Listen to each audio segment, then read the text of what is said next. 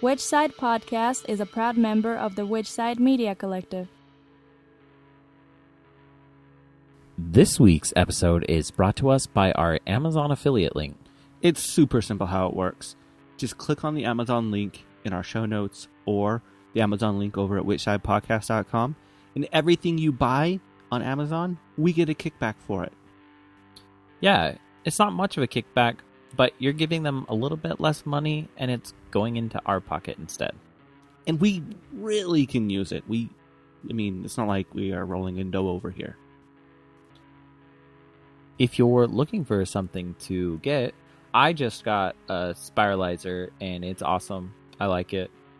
I spiralize carrots and zucchini and potatoes.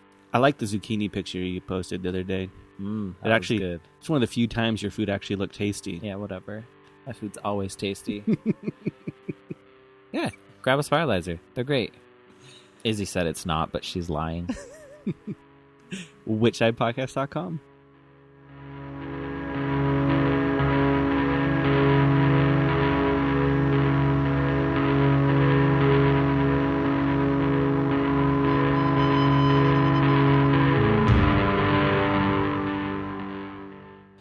This is episode 149. Yeah, we have Vic on from Animal Voices.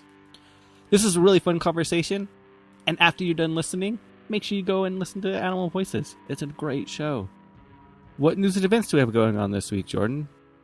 Well, on September 15th, Cowspiracy is getting a worldwide exclusive release on Netflix. Thanks to Leonardo DiCaprio. Seriously? Netflix? Yeah, Netflix. And DiCaprio? Yeah. Is he vegan? I don't know. I don't care. Thank you, Leonardo. Also, if you are in San Diego on the day that this comes out, on the 14th, at 9:30 a.m.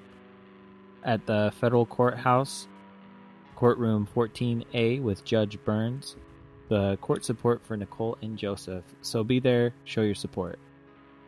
No listener shout out this week, so if you would like to shout out an episode, all we ask is that you donate at least $10. That's how much it costs us to produce each episode for you. Also, we're going to start giving away swag. Ooh, we just got our screen press built. So, for everyone who donates and does a shout out, and people who've done it in the past, we'll be getting some goodies from us. So stay tuned for that. Whichsidepodcast.com, click on the donate button. For the slingshot this week, we're going to go all the way back to the year 2011.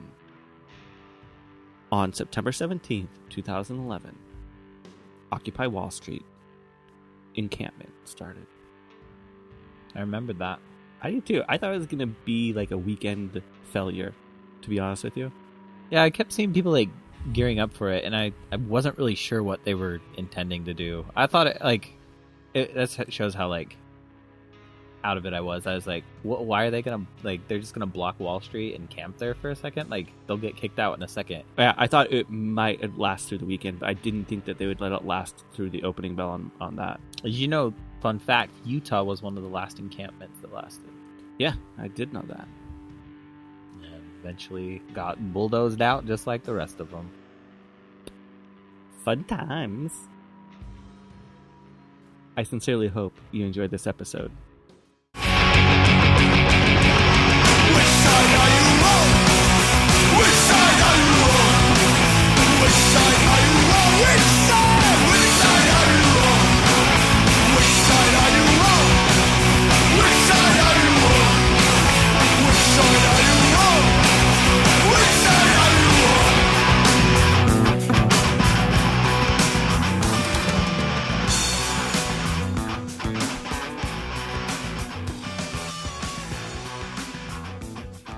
Hey, how's it going? Doing good. How about yourself? Not bad. Sorry for the delay there. No worries. That just gave me extra time with my tea. It's 10 o'clock there? Yeah, 10 a.m. Okay, so you're just waking up and stuff? I'm normally like a 6 or 7 a.m. person, but last night I stayed up super late. I had a Star Wars marathon with my nephew, so...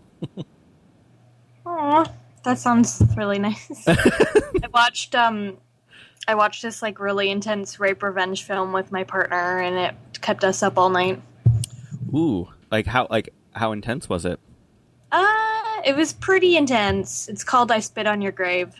I'll have to look into that. If you're into horror movies, and like, it was pretty graphic. So I wouldn't recommend it to people who like are, have trauma with that kind of stuff. That makes sense. I am not a horror movie person at all. Me either. What is it you think that about it? Just squeamish? No, and I'm totally fine watching them. Like, it does nothing to me afterwards. But I have the worst nightmares and get the worst sleep whenever I watch horror movies. I'm like the epitome of a little kid. Like, I just get scared at night. Yeah, I guess you have an active imagination, and that's not really good if you're going to have a bad sleep. Yeah, no, and the one that I realized it with was the original Candyman. I watched it as a kid, and I couldn't sleep for like 2 or 3 days. But that's like pretty meta then, I guess, if you want to call it that. 'Cause that one's actually about sleeping, right? Isn't that the mirror? I'm like, they say Candyman in the mirror or something, and he comes in your house at night or something. Yeah, that one. I think that's what, I don't remember it very well. But I remember when I was watching it, wasn't really scared. It's just a normal movie. It's afterwards that it hits me. I guess it's better to avoid them and just watch Star Wars then. I like both. I like Star Wars. I like horror movies. There's like some that I can really get into. I really liked Red State, but I didn't really classify that one as a horror, but I know lots of people did. I wouldn't call that one too horror. It's more... It's suspense. Yeah, I like suspense a lot. Tusk wasn't as good as Red State. Oh my god. Did you see that? I've seen one of my coworkers was obsessed with that, and he wouldn't stop talking about it and like trying to convince people to watch it. But everyone was like, even with his description of it, people were just like, no, I don't want to have anything to do with that. And I like was very curious, so I watched some parts of it. Yeah, out of context, it was very weird, but I'm sure the whole movie's weird. Yeah, I really want to see it because I know it's weird. I've been wanting to see it since it came out. And it's based about a podcaster, so it's relevant. Yeah. A really rude podcaster who I wouldn't want anything to do with. Kevin Smith? Oh, no, the character on the show. Oh, okay. The character that is the main character throughout Tusk is a podcaster. Of course. I do think Kevin Smith is helping the podcasting world in general a ton, though. Yeah. But anyways, sorry. Could you hear me okay? I know I have a lot of background noise. Yeah, you're totally fine. Okay. It's like a motorcycle just rode by, and normally it would have been like really bad for my recordings. I didn't even hear it. I didn't hear it at all, yeah. Okay, perfect. Oh, well, thank you for coming on again. We didn't get that much time with you, and we felt super bad afterwards. We're like, just didn't get enough and didn't want to release it. We wanted to give you your due just. Oh, well, thank you so much for like giving me the time and wanting to talk to me more. Sure. How has the show been going these past few weeks? Pretty good, I think. Yeah, I think it's been pretty good. We threw out a controversial episode, and then we threw out a Beagle Freedom Project, and they both did pretty well. Yeah, I'm surprised that we were expecting a little bit of backlash from the GMO episode, but we got mostly positive from it. Yeah. How come? Well, it was pro GMO. Yeah, basically. The guest was pro GMO instead of anti GMO, and so that's not very common in the vegan movement. So. Yeah. I'm gonna totally listen to that. I need some more information on that.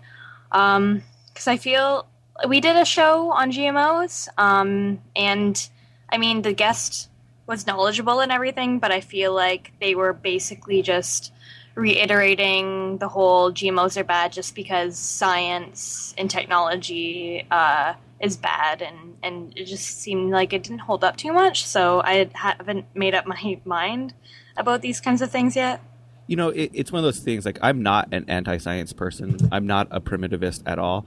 But Mm-hmm. on the same token, I'm not pro-Monsanto at all. I think Monsanto as a corporation is fucking horrible for so many reasons. But GMOs, I don't think, are that reason, if that makes sense. Yeah. I mean, it's like the narrative is like large biotech companies are largely like very harmful, and their intentions are actually not on the side of like a lot of the population's interests. And I feel like, the subject of like in vitro meat, I'm always very skeptical of that because they're being like run by large biotech companies. But now there's actually some like small startup companies who are working on this, and they're hoping to make this open source. So I really don't have any argument anymore to say that like those kinds of things are bad, especially if in the end, the society that we're living in is going to be down the road not actually consuming meat. It's going to be something different.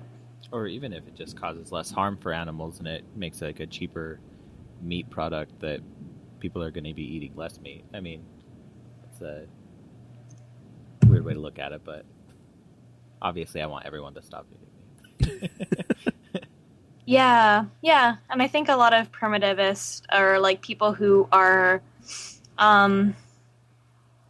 they have a lot of like ecofeminist or whatever you want to call it. They have these kinds of understandings of life, which are totally fine and valid. I just think that you don't always have to have conflicts with science and technology in order to have the best interest for animals. I've always viewed like primitivism as just very romanticized. I love the idea of it. It sounds fantastic. Because I love the idea of just, getting back to quote unquote nature, or, moving away from the industrialization that we have. But I don't, the practical implications of it don't seem like a reality to me. Yeah, especially when we're already this far in. It would just cause a lot more harm, I think, too, for humans and a certain yeah. I feel like it could be a lot of anti-human sentiments at times, which is so scary to me. I think a lot of times, I think that's what really it boils down to a lot, where it's almost just like, oh, well, if you're sick, then you die. Sorry. Yeah, it's like save the planet, kill yourself. Exactly. It's like the voluntary human extinction movement kind of thing. I think there's a lot of romanticized appropriation. Yeah. A lot of the time. But I kind of view it like how a lot of people view anarchism as just kind of romanticized a little bit, because I get where everyone's coming from. Like when I talk to primitivists, it's like I agree, but then but there's that fine line of where all of a sudden like, well, yeah, it's great up to a point. It's great to understand how things have. Oh man, how things have been domesticated and how we utilize these things and how it creates hierarchical structures. I think it's good to understand that. But I've kind of almost come to the point in my life where I believe a forced hierarchy is bad, but in some instances, hierarchy isn't necessarily every time bad, if that makes sense. Yeah. I think that could work. I was going to say, I think like a consensus-based hierarchy, like everyone's in agreement that that's the way the hierarchy should be. Exactly, yeah. Yeah. I don't know. This is way early for me to dive into this type of discussion. So many theories. I just did a show Hope Bonak. She is someone who writes and does research in debunking how humane use has like primed a lot of our culture. And I mean, I always want to try to get away from portraying as victims and try to like put like their individuality. So that I'm like struggling with finding people to talk to. Ironically, talk about how animals are not voiceless, but at the same time talking about talking to humans to like reiterate this point. It's weird. But yeah, we talked a lot about how the domestication of farm animals has really like, this is my own thinking, and also from some of my readings from this article that I read a while ago called Thinking Like a Chicken by this person named Karen Davis, who works for the same organization as the host that I interviewed. It was just reflecting on how a lot of the environmental movement and also animal rights movement could be really like overarching, utilitarian, and we often forget a lot of the individuals within. So just like gloss over a lot of farm animals and people, and also.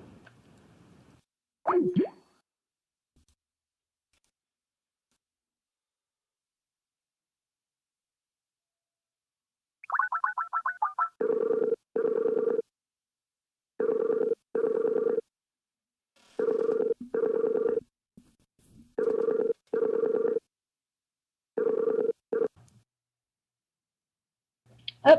Are you there? Yep. Oh, it looked like it dropped out. It got a little choppy. Would you mind just starting over with that? Sure. I guess I thought talking about how a lot of primitivist sentiments are often anti-human, and I also would like argue that most of the environmental movement is very it's very goes up against the idea that humans, like marginalized groups and farm animals, like domesticated animals, still like inferior, and like we shouldn't view their individuality. I'm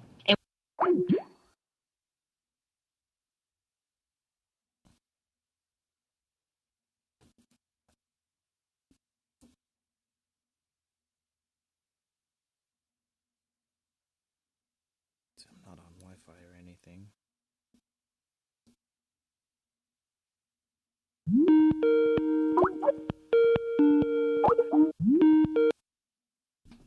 Oh, hello? Yep. Oh, Hey. we're getting like it's getting really choppy through our cutting connection. Let us try to restart Skype real quick, see if we can get a better connection, and call you right back. Okay. Okay, sorry. Sorry. It's okay.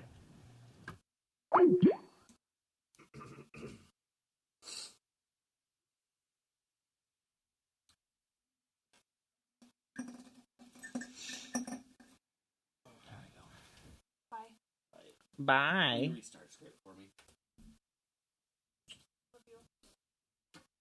Just open it. Yeah.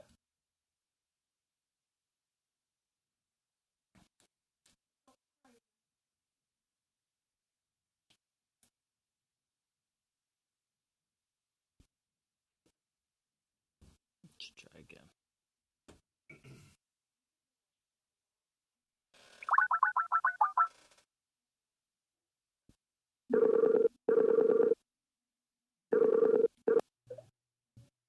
Is that better? Yeah, it sounds like it's better. Yeah, that sounds a lot better. Sorry about that. No problem. So you were saying about primitivism. Oh yeah, it's just something that I've like been noticing, and I've been trying to like work toward in doing animal voices. Is that we need to like value individual lives, and I feel like a lot of environmental movements that might include primitivism, they often ignore the most marginalized, like farm animals who are domesticated and often overlooked, and also like marginalized humans in favor of like, the overarching idea that like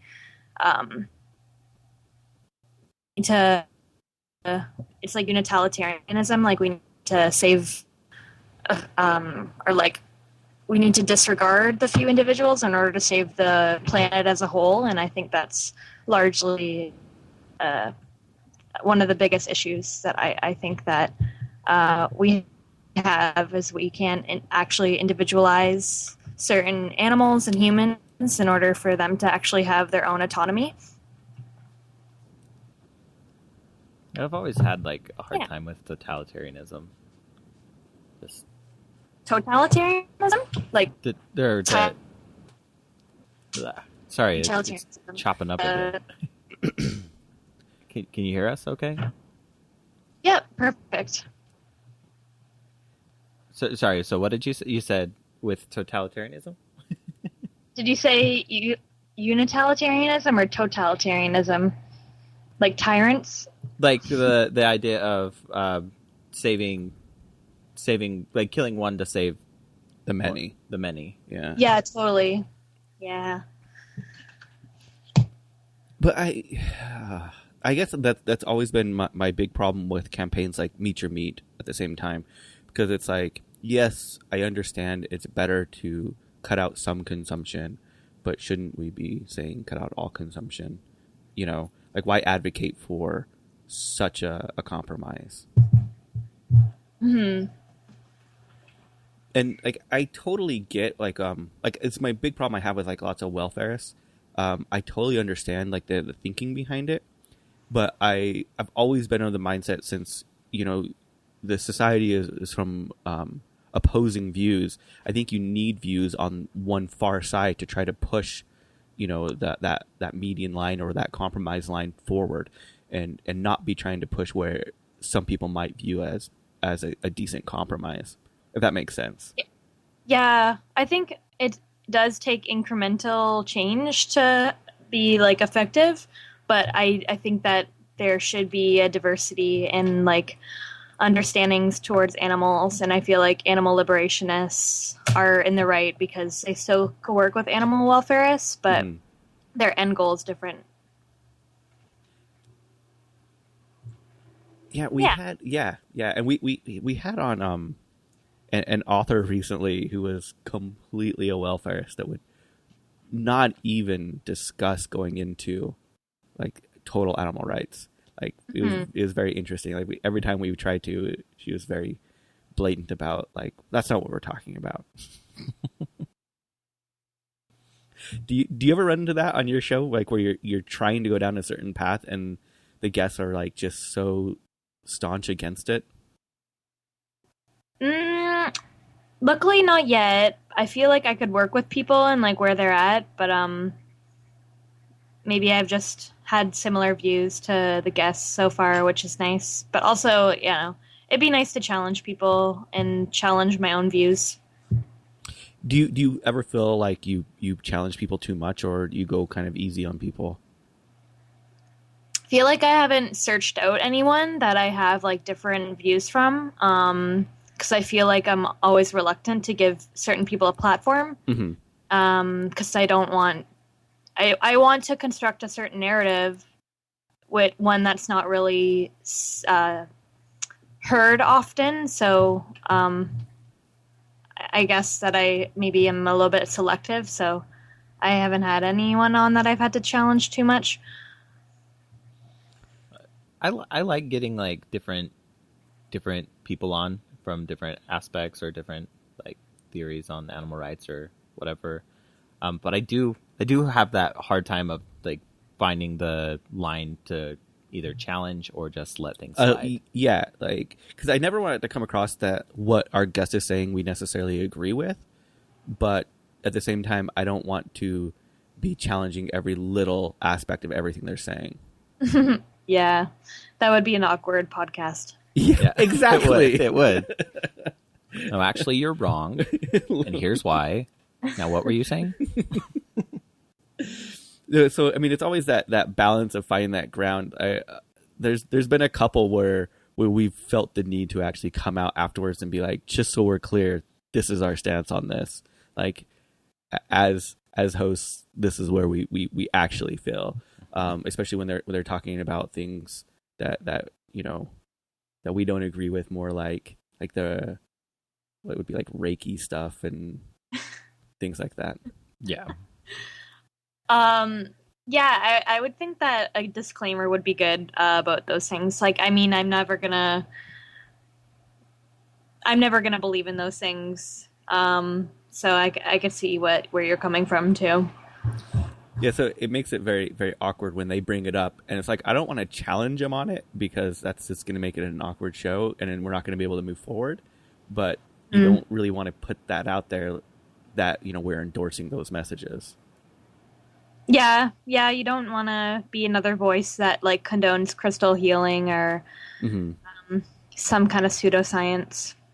Especially when it puts like lives in jeopardy. Exactly. Yeah. Like even the clinic that I take my cat to, I saw that they offer a Reiki session, and so I was really hesitant to go there. They have a veterinary, and then they have a Reiki room.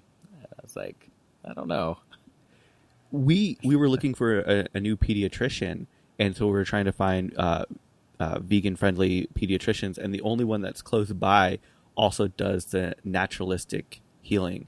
And I'm like, I can't support it. I just can't. Yeah, there's always a fine line between like it's not harming anyone and it could potentially cause a lot of damage. And I'm always hesitant to like support people in their beliefs if I know that like people are exploiting people and in order for them to practice these kinds of things. So how do you get ready for your guests? I'm always curious. Maybe this is like too much shop talk for other people, but I love this talk. I run 5K and then I eat a big breakfast and then I pet my animals for 30 minutes and they give me advice. But what do you eat for breakfast? I eat 3 bricks of tofu raw. 3, wow. 3 bricks of raw tofu. Gotta get that protein. Yeah. I love it. Protein so much. Actually, I get ready for my shows by trying to do as much research as possible about the person, like just trying to find stuff on the internet, or if they have a book, I really feel like I need to read the book in order to like have some valid questions, and like, which is always a little bit intimidating because sometimes I don't have the time to read a book, so I feel like I'm always putting off guests because I have a stack of books to read. But yeah, I just come up with some questions and I just talk to them through the internet. I don't really have a set thing. I have some people who help me on Animal Voices and they tech for me, so nothing too crazy. That's 1,000 times more than we do. I got to admit that. I do have to say that I also agree with when we have guests that have books and like we get the book. It's hard. It is hard to get through a whole book before the episode airs. And, yeah. And so you're really just like cramming that whole week just trying to finish a book. I know. I always feel like I'm reading with Post-it notes. Which is a good thing if you have like certain things that you're drawn to in the book, you could always go back to it. But it's funny because when someone writes a book, they don't remember everything that they wrote in the book because, humans have faulty memories. So I find that like if you quote something at someone from their book, they always have to prepare as well. Like you have to send them questions in advance and they're basically having to like have a study fest with their own book. See, and that's what's like really different about how we do ours, since we don't pre-plan any of our questions or really the direction of each show. We've had guests that want that, and we're just like, that's not how we do it, so they won't come on. Yeah, I guess there could be a lot of like unknowing. They're going into like unknown territory, or they think that you might just like throw random questions at them. And that's fair. It's just our style is freeform, so we don't have those questions necessarily to give them. I mean, sometimes we have a basic outline of like, here's 3 or 4 points we want to really hit, but we'll try to weave those into natural conversation. Yeah, that's, I think, a really good talent to have, just to make people feel comfortable and just to have a conversation. And if that's what your goal is, to just, give a snapshot of like what someone's life is like and what their what their thoughts are on certain subjects. So how do you usually like choose which guest that you want to be on the show? I don't really have a good method, to be honest. I wish I was a little bit more in the know of like who to talk to. Like I have a list of people who like I'm hoping to check out and like contact, which is very rare. Usually I'm like, it just pops into my head and I email them. So I don't have like a long list of potential guests, but I just try to keep an eye out on the internet for interesting people to talk to. For me, I really want to interview a lot of musicians and artists, so those people always catch my eye, especially if they're critical towards like animal use. And I don't like, we talked about before briefly how I don't necessarily want to interview people who are vegan or like support veganism, because I think that could be a little bit short-sighted and could overlook a lot of people with great ideas. So yeah, I'm just trying to figure out a way to better connect with people, since it's always on the internet and I'm not one to always be cruising the internet. So on your list of guests, do you have like dream guests that you have? Dream guests. Yeah. I have like some people I know of in like heavier bands and stuff like that would be cool to have on, if they like people in Punch, and I don't know, dream guests. Like a guest that you would be really shocked if they said yes. We have a lot. I'm surprised anyone says yes. Yeah. My partner suggested Propagandhi the other day, but I had to inform him that we already interviewed them twice, actually, on the Animal Voices, so too bad for that. I was super bummed when Escape Velocity stopped coming out. Mm-hmm. That was their podcast. And I'd still like to have like Chris on or somebody on. Yeah, we've never had him on, but we've had some communication with him. Mm-hmm. Okay. Yeah. I think that'd be a really fun podcast. I think y'all would have a good time talking. My kind of dream guests are all guests that I know would probably say yes, but I'm too terrified to ask at this point. Yeah. Really? Like who? Ronnie Lee. Who's that? The founder of the ALF. Oh, okay. He's Started definitely one of mine. Yeah. Band of Mercy. Band of Mercy, yeah. And they would totally agree to it. Oh, he would totally agree. I know that. How old is he now? He's like... Oh, I think he's in this... I don't want to say... He's old. Let's just put it that way. He's older. I would say 60s or 70s. Yeah. And he's probably like 42 and like, what the fuck, guys? Wow. No, my favorite was when he was on with Francie on... he did an interview with Francione, opposing Francione, arguing back and forth about the merits of like direct action and things like that. Yeah, it was really interesting. It was a couple years ago they did that. Mm-hmm. I know that this person is really, really old. So I don't know if I would like be able to get in touch with him, and like if he would have like technology. Maybe I'm just being like assumptuous. Mm-hmm. But this guy named Dougal Dixon, who wrote this awesome and like, yeah, he just did this awesome speculative evolution book called After Man, a Zoology of the Future. And it was just really interesting sci-fi book who like had a lot of illustrations about like what happened after mass extinction of humans, like how animals evolved to really compensate for like the top predator, us, being extinct. So I think that would be really cool. That sounds really interesting. You should look it up. It's really freaky, actually, how some animals could evolve. There's like, they draw like huge rats who are like the top predators and things like that. I think it's really neat. I was kind of reading earlier that the reason that animals don't grow as large as they used to has to do with the oxygen content in the air, that there's a lot less than there used to be, and that helps promote the larger growth. So it'd be interesting to see how, if that would, increase the oxygen content with man being gone. Yeah, that would be so interesting to see down the line, but we will be dead. Yeah, apparently insects used to be that, like, super, super big too, which is terrifying. That is pretty freaky. I've seen some insects that, like, in some of the rainforests and stuff, that are just like the size of like a fist or an orange or something, and it's frightening.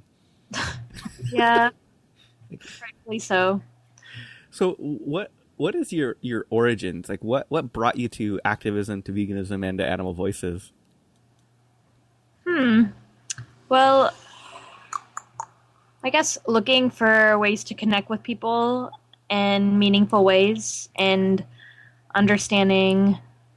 I guess I got into politics in school, and just like trying to connect with people in the community around like food issues, and they were all part of Food Not Bombs. I found some people that I really got along with. So yeah, I got my start with like Food Not Bombs, and I was doing that for like 4 years and organizing people that way, organizing with people. So yeah, I just saw some people who were living positive. I don't know. They had a veganism pretty down, and I wanted to really connect with feminism in a meaningful way. And I found that if I was consuming animals, then I would be it would just be a huge contradiction, and I would be a hypocrite, I suppose, if I'm like trying to talk to people about like changing certain things about like how we treat women and so many other things that I was like getting attuned to at the time. But I just felt like I needed to make the change and really put my politics in line with what I was doing every day. So I'm a huge believer in how people on a daily basis act in their behaviors being in line with what they think, because cognitive dissonance is a huge thing, and if we could all try to alleviate that, then that would probably make us feel better and also do better for our communities. How is the Food Not Bombs in Canada? Like, how do authorities like react to Food Not Bombs there? Our town is okay. I think the police are like aware of us, but they leave us alone. But I know that places like London, Ontario, they could be rather they harass a lot of the activists. And I know that like Southern Ontario has a lot of regulations and actually active things in place that are anti-homeless. So like they're anti-poverty, or sorry, they're basically just exacerbating poverty by not like allowing community groups like Food Not Bombs to alleviate some of the food need. Mm-hmm. So yeah, there's like benches that have rings in the middle so people can't sleep on them. There's spikes. They're like spikes where people usually find a place to sleep. And yeah, I feel like Food Not Bombs has always been like autonomous chapters, and so it's a little bit isolating, even though in a place like Southern Ontario, the cities are close together.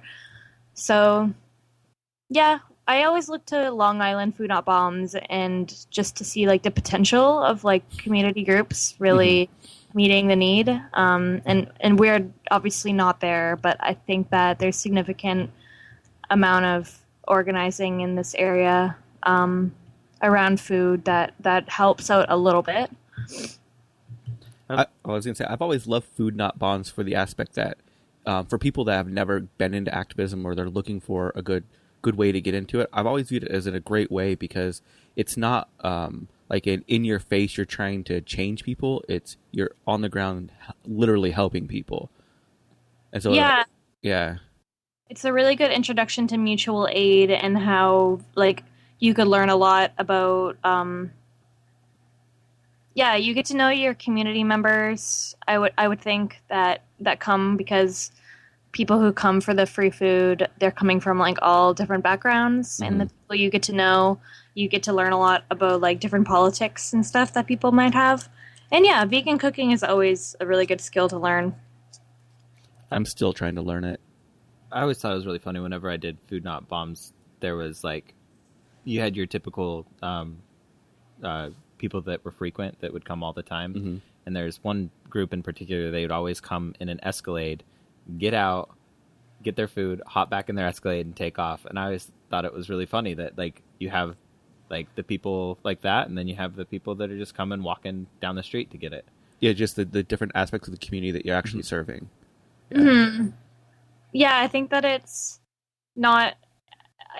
It may be a little bit short-sighted to just be like, this food is like to feed the homeless, because it would be like we're falling into assuming what people's life situations are like, and so it's just nice to provide a service that's actually free from like government nonprofits, and it's run more autonomously, and it's usually run without any money. So it's really inspiring to see that like some groups actually don't need to have these like large budgets, and because it's really discouraging when you see a lot of the nonprofits go towards like such high administration fees. And I'm all for like fairly compensated labor, and I would love under capitalism for people to be like all right and make living wages, but it's just interesting to see how much people could do with people power and volunteering in order to meet a need in the community. And there was a good probably year of my life that Food Not Bombs was literally my only way of getting food. Between doing Food Not Bombs, getting the food, getting the donations, either dumpstering, the entire organizing around it was the only way we actually fed ourselves at the same time. Yeah, the volunteers, I'm sure, like rely on it just as much as the people who are coming. And yeah, there's so much food in our area. We're the green belt. We have like a huge agricultural industry, so there's definitely a lot of food waste. And so I'm sure like in a place like Utah, you have a lot of food coming in that you could evenly distribute to the folks around. Yeah, there's so much food waste. Food waste is just a joke everywhere in the United States, and I would assume in Canada as well. And we were able to get a lot of contracts with like Whole Foods and other suppliers who would give us their food before throwing it out, so that we wouldn't have to go through the dumpster. That's awesome. Yeah, that there's like actually that they're allowed to do that. I just know that some grocery stores in Ontario, they aren't allowed to do that, or like they refuse to do it because they're like they might be liable for people who get sick because they are throwing out food that's past its prime, I guess you could say. But I think that's bullshit. I think a lot of it had to do. We were able to get a nonprofit status, so it was tax deductible. Yeah, if they donated it. Oh, okay, that's a huge incentive then. Yeah. Yeah, I mean, what's really hard is that in a lot of those situations, like grocery stores will get a percentage of spoilage back from the distributors, and part of that getting that percentage back is destroying it, so that they know that the distributors like aren't being quote unquote stolen from. Mm-hmm. And so I kind of understand it a little bit, but it's still bullshit. You know what I mean? Yeah. That's terrible. It always just makes me so sad. Like, especially working in retail and seeing how much waste there is, not just in food, in everything. It's disgusting. Like medical devices, like a wheelchair, you can't resell a wheelchair if it comes back. Yep. And so pretty much a brand new wheelchair that someone could use, you have to destroy. So fuck that. This is like, so I used to work in a large retail chain, and whenever we had those type of instances, especially like medical devices like wheelchairs or walkers or canes and things like that, I never actually destroyed them. I always put them just next to the dumpster, unlocked. Yeah, me too. Yeah. Because I'm like, fuck it. It'll be gone, and someone will use it, and it's good. Like, yeah. That's awesome that you all defied your bosses and stuff. But, I mean, what's ridiculous is that I know people that lost their jobs for those things. Mm-hmm. Mm-hmm. So it's mind-boggling to me. What has always blown my mind about the idea of capitalism is that it's okay to profit off of someone's health.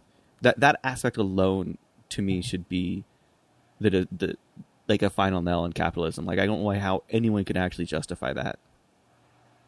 Yeah, there's so many aspects to it too. Like, there's so much being uncovered with like a lot of like environmental racism, and like how certain housing developments or like communities are built on like knowingly like bad land. Mm-hmm. Like, it's actually going to poison the people, and then like the people who are working in healthcare and making a profit are able to do so. So it's so I can't even comprehend it.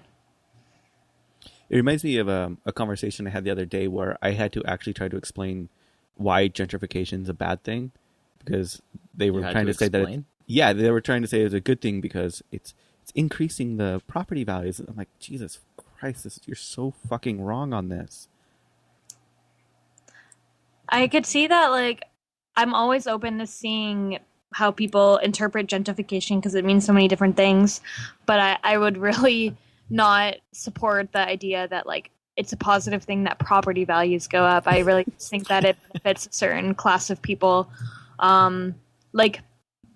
Just for fun, me and my partner were like going to look at houses for sale in the area. Like, we don't have the money for it. We just went to go like see, and the real estate agent or the realtor, adds in that prices in the area or like property values in the area are going up and the neighborhood's changing. Like, it's a positive thing. So it's definitely a positive thing for certain people who benefit off of those changes.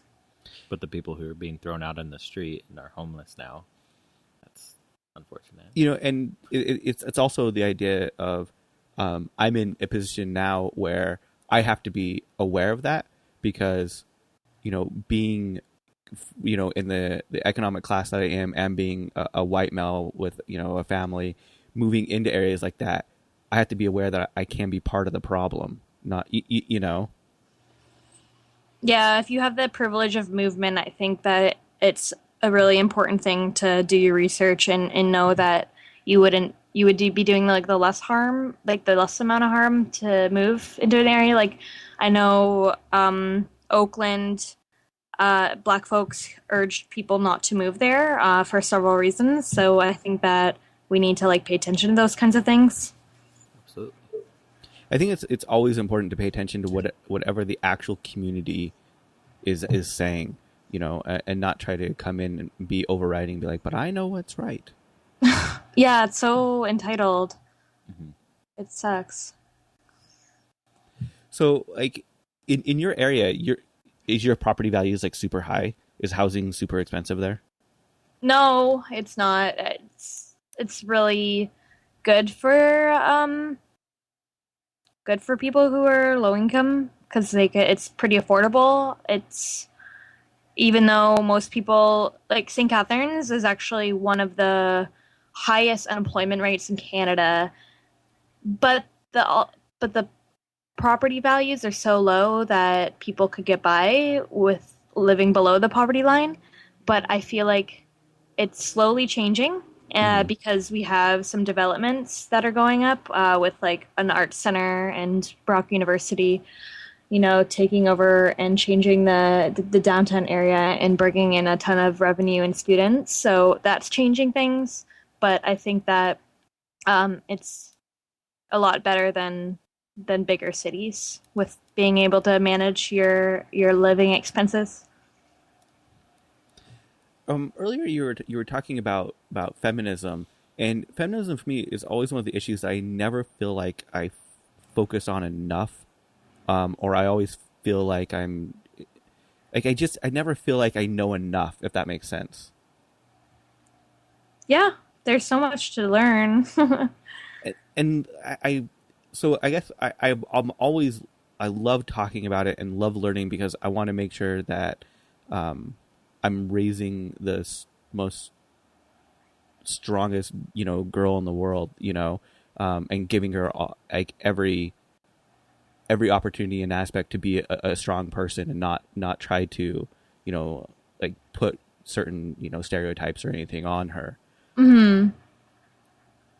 Yeah, I think feminism is best seen as a practice Mm-hmm. of it's not to me a specific ideology, but I think it's like how you go about interacting with your world and how you build relationships and making sure that yeah, it means so many different things to me now. Like nowadays, I think feminism is just how I view the world, and it just becomes like part of you of like rejecting authority and rejecting like imperialist capitalism and making sure that like you're building up communities and making sure that there's so many different aspects. It's hard to really just define it, I guess. What has helped you to make it grow to be so much for you? Just the need to be a strong person and to feel like I have like an arsenal to like work with, like a body of knowledge that I've unlearned through like just years of like being, I guess, indoctrinated, if you don't want to call it, and I needed something to like help me understand the world. And so I think feminism and like reading so much about like from women and people of color and queers and trans people. I think not everyone is identified as a feminist, but I think those kinds of ideas about the world, and it's just like an alternative way of looking at it, everything. It just helps me be able to cope with this fucked up world a little bit better. It's sorry if that's really vague, but I can't really define like what feminism is because it means so many different things to everyone. But I mean, there's like some fundamentals. Yeah. What would you say feminism is for you? My question is, what's the best way to help raise my daughter? Because that's all I like it's very, but that's where it really hits home for me, if that makes sense.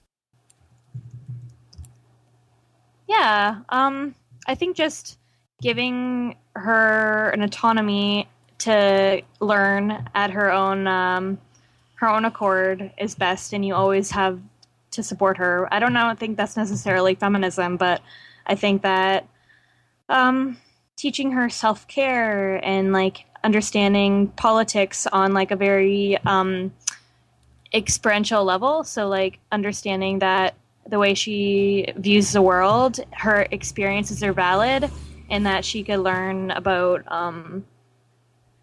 politics through her own interactions. And unfortunately, like if you're female bodied, like you are going to face, like you're going to be treated differently. Mm-hmm. So like understanding that how those things work at a young age, I think would give you a lot of power going into adulthood and stuff like that.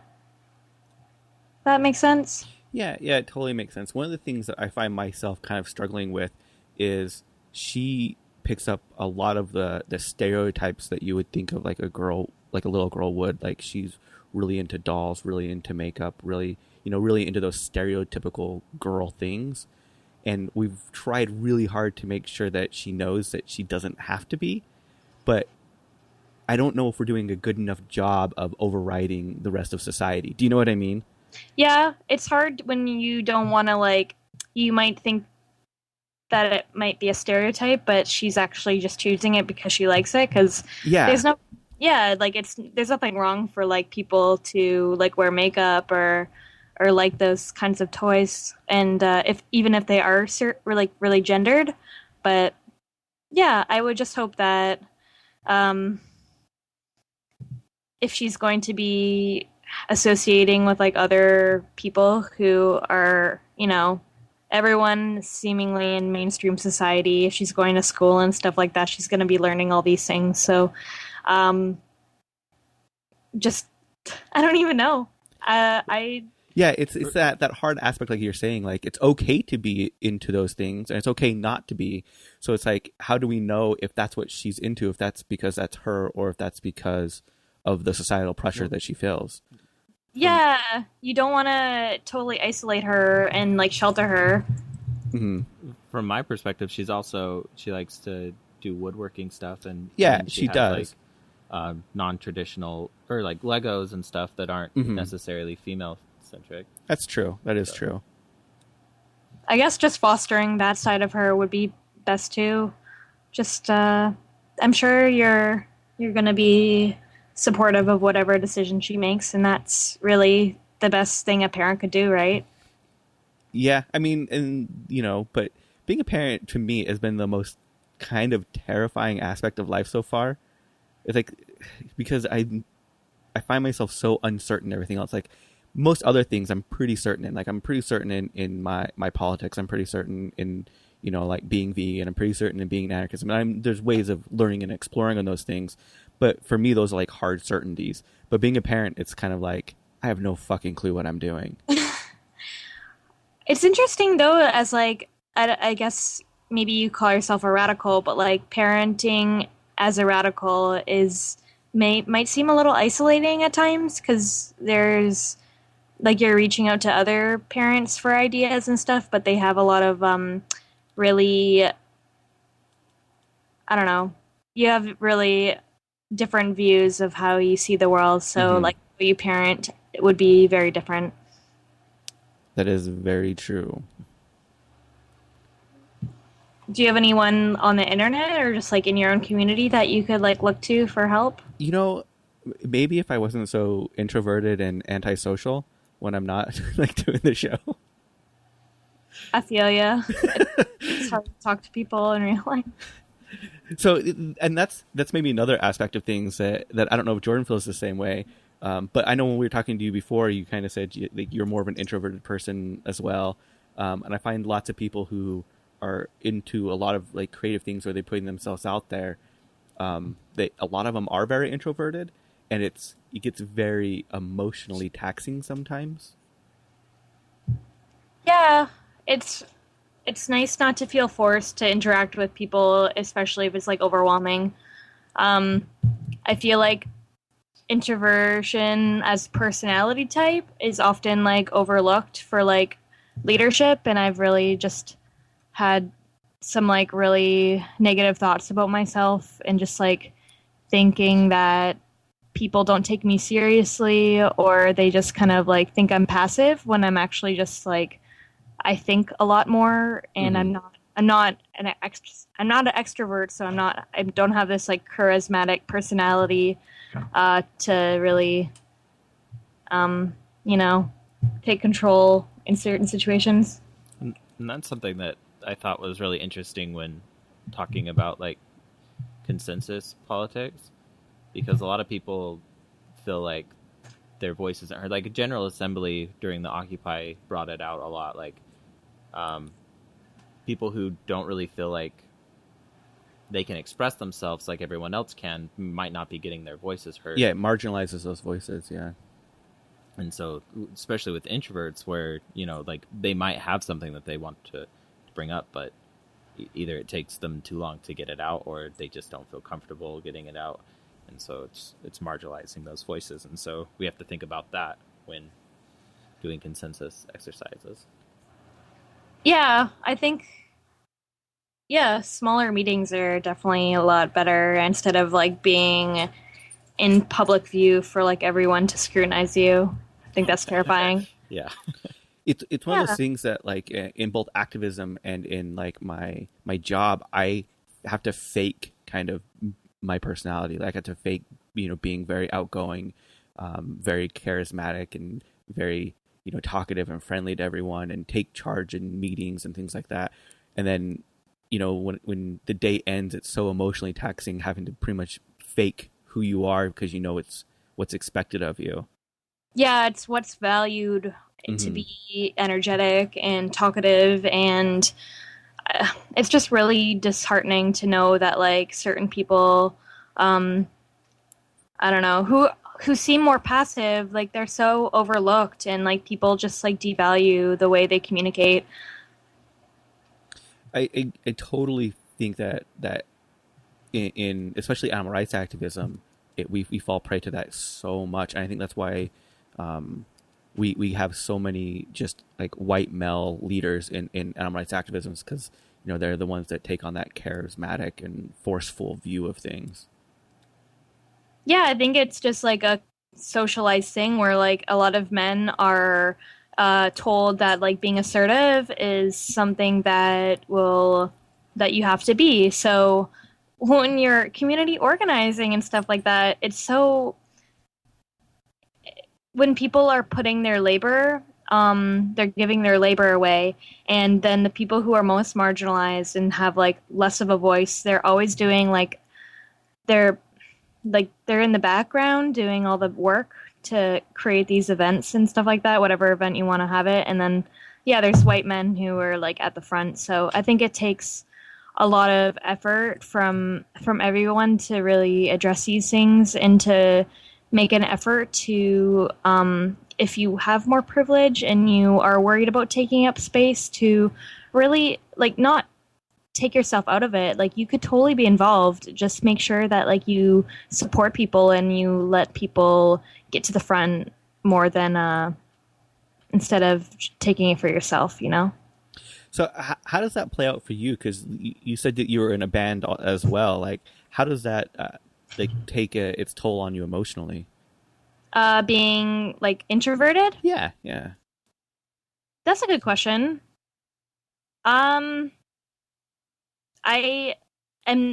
probably come off as not the most friendly person because, and also my partner is the exact same, and he's actually a lot less tolerant of being around people because he gets really overwhelmed. So I feel like we come off as cold and unfriendly sometimes, but it's just because we have no energy to talk to people in large groups, and especially like at loud shows. So it sucks when like people don't know you and they make judgments based on like you being socially awkward. But yeah, I feel like it might get easier, but also you get into conversations that you don't want to have, and you might seem like an asshole because you just like you just kind of short with them. Like people often fetishize women who play music, and I've been understanding this more and more because my own experiences have like clearly have been underlying that fact. But yeah, there's a lot of men who try to take up your time, and you want to be nice because you don't know what their intentions are, but then they kind of patronize you for being a woman and who plays music. And I could see that like on one side they're trying to like acknowledge that like, you know, gender really affects your involvement with music. So like it's awesome that like people who are women or like trans people or queer could actually be playing music, and it's nice to acknowledge that they have like overcome an obstacle. But on the other hand, I feel like there's a huge fetishization of people who are marginalized playing music, and it just really like patronizes people, especially if they don't want to be, you know, like the girl in the band. Like, you know, you have an individual personality. You don't see yourself as a victim all the time. You just want to be acknowledged as a musician. You don't always have to be acknowledged as like, you know, someone who's facing oppression and whatnot. But yeah, conversations could be a little tiring, but I do enjoy talking to people one-on-one, so I'm hoping that people could be patient with us. Is that kind of like why you feel like you gravitated to things like doing animal voices, where it's more intimate, one-on-one, and you can really let yourself be relaxed and more comfortable in those situations? Yeah, I've actually thought about that. It makes a lot of sense to talk to people this kind of way. People ask me if I'm introverted, like how could I talk on the radio, and I don't really think about the whole aspect of people listening and whatnot. But I think those kind of interactions are a lot more meaningful to me, because if you get more than two people talking to me and like juggling a conversation, it could be exhausting. Yes. One of the things that kind of stressed me out, me and Jordan were talking the other day, and it was, I don't know, really late at night, probably like midnight or something, and we were looking at our statistics and everything. We're like, there is somebody listening to our show 24 hours a day, every day a week, statistically, like more than one person. Mm-hmm. And we looked at it, and we watched the statistics change. And in that late at night, it was like something like 100 new people started listening at that moment, and I got like super stressed out, like how the what the fuck, like I don't know. When I think about it, it just is so stressing to me. Like every single second of the day, someone's listening to our voices, and it's weird, yeah, and stressful. Yeah, think about that all the time, and it'll just make you even more nervous. So, but it's definitely true. Like we don't think about the people listening for the most part either. I just focus on the conversation we're having, and to me it's just like, you know, we're interviewing one or two people. We're not catering to a wide audience. Yeah, and even like when I look at the numbers, it doesn't really do it to me until you'll meet somebody and they're like, "Oh, I listened to the show," or "I love this episode." I'm like, "Oh, like people actually listen." And just like you were saying about authors that don't remember everything they write in their books, they're like, "Remember that one time that blah blah blah?" Nope. Yeah, well, shout out to all the introverts out there listening to this and feeling weird about human interaction. So, just as you don't have to answer this one, but who is your hardest or worst guest, or guest that you totally just like, I fucked that one up? Vegan black metal chef. Really? Yeah, it was not a good interview. Well, it was my first interview. Okay.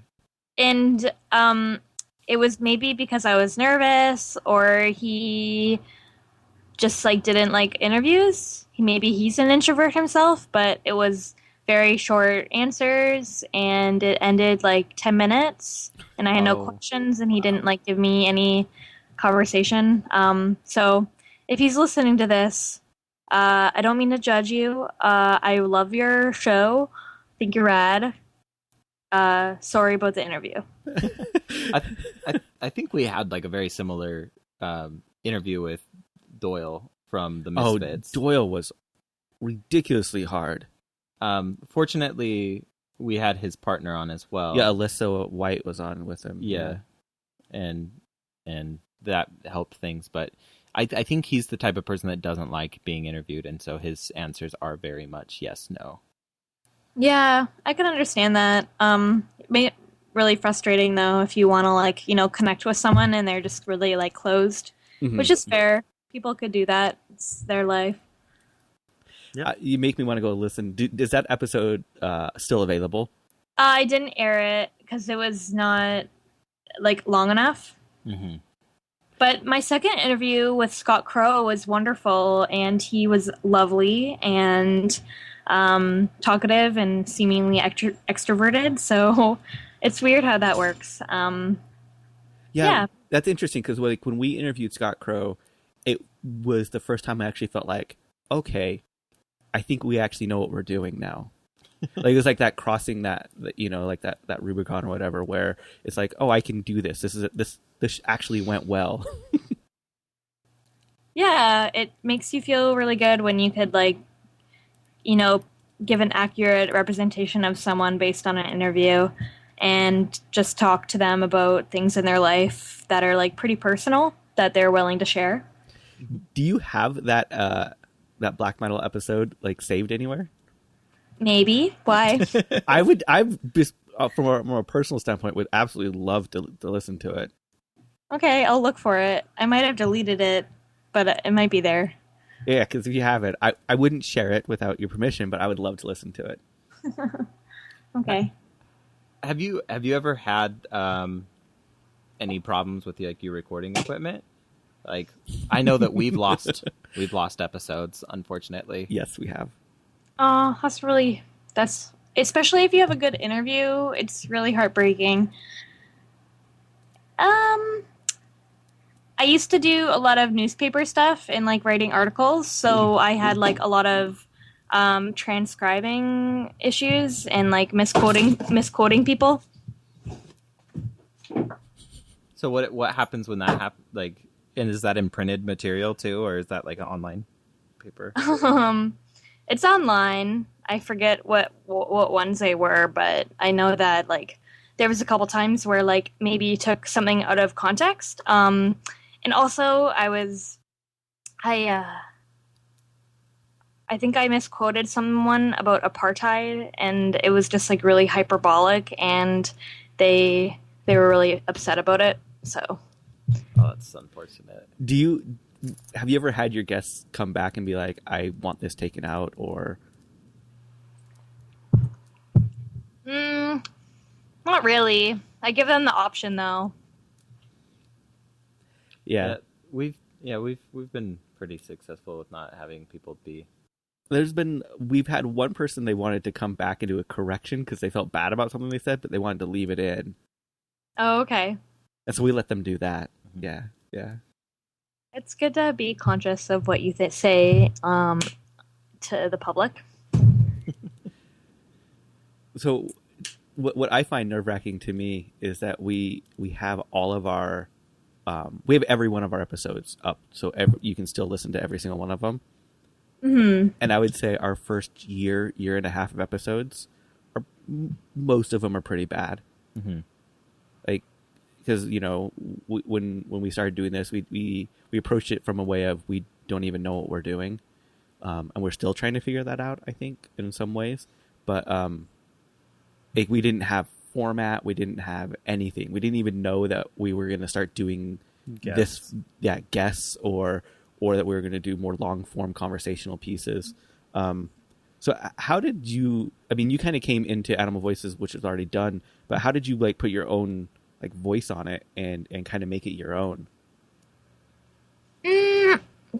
Just recognizing and being encouraged by other people who were doing Animal Voices to that my perspective and judgment for bringing on people was valid. So like being encouraged by my friend Dan and Lauren Corman that the way I thought about the world was valid, and that there's other people out there who would be like happy to talk to me. So just getting encouragement from people that they like believed in me, and I'm still always hoping that like our format could get a little bit more exciting. And like sometimes people don't want to listen to like an hour of interviews, so it would be in our best interest to like figure out ways to do like different segments. So yeah, I have actually a friend who is in Montreal who just started a podcast on like being Jewish and like anti-Zionists, and they have like a really cool format, and they have like interesting segments, and I think that they do a really good job. And I just like look towards people in general who do like really cool podcasts with people. Like I'm really into Mark Maron's What the Fuck, and what else? Yeah, that one's a good example. It's just basically freeform and talking to people. Mm-hmm. And I think that's really interesting. So I guess people find people interesting on a general level. You just have to ask the right questions, I suppose. One of the things that I love long form podcasts, like I can't get into Mark Maron too much, mainly because of him, but not the format. I find just his approach is kind of grating on me, but that's a personal thing. But he does great interviews, which is really interesting. But what I kind of have like this little dream of doing is very similar to how like NPR does here, where they have long format shows, but then they'll break those shows up into smaller segments and then give you like snippets of them. So it kind of like are condensed shows in maybe a 4 or 5 minute segment. and then they'll call back the larger show. And I've kind of wanted to maybe try to put something together like that with a lot of these other shows out there that are, more in nature, like with what Animal Voices is and kind of like what we do, and put together like a smaller show or a show like an hour long of smaller segments to call back the other shows. Okay. I don't know if that makes sense. So, like, you'd have, like, one, like, large interview within the show and then, like, a couple smaller ones? So, like, you would take, like, this interview and you would have this interview as well as you would condense this interview down to maybe, 3 or 4 minutes and call back to the larger interview. So it's kind of like, here's 3 or 4 minutes of the interview that kind of condenses a lot of the major points down. But then you can get the larger interview and then do the same thing for, like how an interview with Animal Voices would be like next. So it's you get a snippet of what the interview is, but then if you want to dive into the whole thing, you can pull that up also. If that makes sense. Yeah, I think that would keep it interesting to talk to a bunch of people like every show. Mm-hmm. Yeah. I think if you keep keeping up with which side, you'll come up with some different segments because like you're the ones producing it, so you could do whatever you want. That is so scary though when you say it like that. Yeah, there's a lot of options of what to do. Yeah, I think it was really cool that we had Kevin Tillman from the vegan hip hop movement for a while, doing small segments and playing music. So I think that was really, really awesome to have. So yeah, music really is a big part of what I want to end up doing too. I want to talk to more musicians, so like playing some of their music would be really awesome to have. Well, I can't believe how much time we're at. I just looked at the time, and we've been well over an hour at this point. Well, thank you so much for spending your morning with us. Thank you for having me again. Well, how can people listen to Animal Voices, follow your work, and get in contact? Yeah, sure. If people are interested about Animal Voices or like being on the show or suggesting new shows, you could email us at animalvoices@gmail.com or check out our website, animalvoices.ca. And yeah, I know that we mentioned in the past my band. I don't know if y'all are planning to play music or whatnot because the songs are pretty long. So yeah, I play in Vile Creature. We're a doom metal band. So that's fun. We like to book tours and stuff. So if you check out our music and you like what you hear and you like live in the States or Canada and you ever like want to help us put on shows or like come through Southern Ontario and need help put shows on, just get in contact at Vile Creature. Hold on. vilecreature666@gmail.com, and we'd be happy to respond. So thank you so much, you guys. And yeah, we end every episode saying fuck, shit, damn. Would you mind saying that for us this week? Of course. Fuck, shit, damn.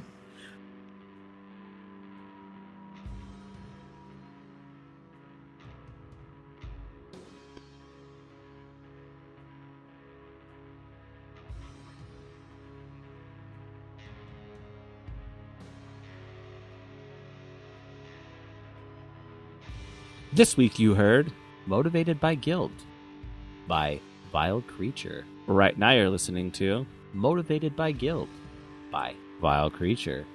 It's doom metal. The songs last a really long time. And if you didn't catch on, this is Vic's band. Super awesome. Fucking awesome. iTunes. Super duper helpful if you give us a review on iTunes. I wanted to give a quick shout out to the Jeep Princess 13.